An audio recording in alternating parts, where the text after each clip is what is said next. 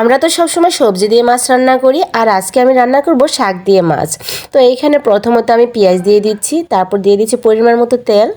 পেঁয়াজটা ভাজা হয়ে আসলে এখানে দিয়ে দিচ্ছি পরিমাণ মতো আদা রসুন বাটা, দিয়ে দিচ্ছি হলুদের গুঁড়ো, মরিচের গুঁড়ো, ধনিয়ার গুঁড়ো আর স্বাদ মতো লবণ। তারপর সামান্য একটু পানি দিয়ে খুব ভালোভাবে মশলাটাকে কষিয়ে নিচ্ছি।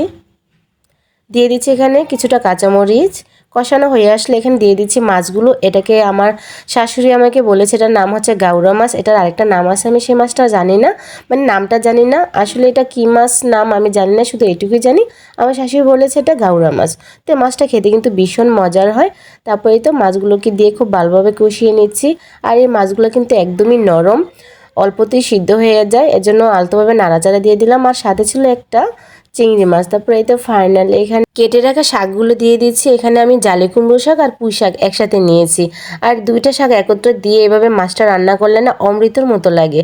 ওই যে বললাম পৃথিবীর শ্রেষ্ঠতম একটা খাবার, এই খাবারটা মানে এই তরকারিটা রান্না করলে আপনি কয় প্লেট ভাত খেতে পারবেন নিজেও জানবেন না, মিনিমাম তো 2 প্লেট ভাত খেতেই পারবেন। তো খেতে কিন্তু ভীষণ মজার হয়। তো ফাইনালি রান্নাটা হয়ে গিয়েছে। তো কেমন হলো রান্নাটা অবশ্যই কমেন্ট করে জানাবেন। তো আপনারা দেখতে থাকেন, আমার একটু রান্নাটা প্রায় কমপ্লিট, আর অবশ্যই কমেন্ট করে জানাবেন এভাবে কে কে রান্না করেন।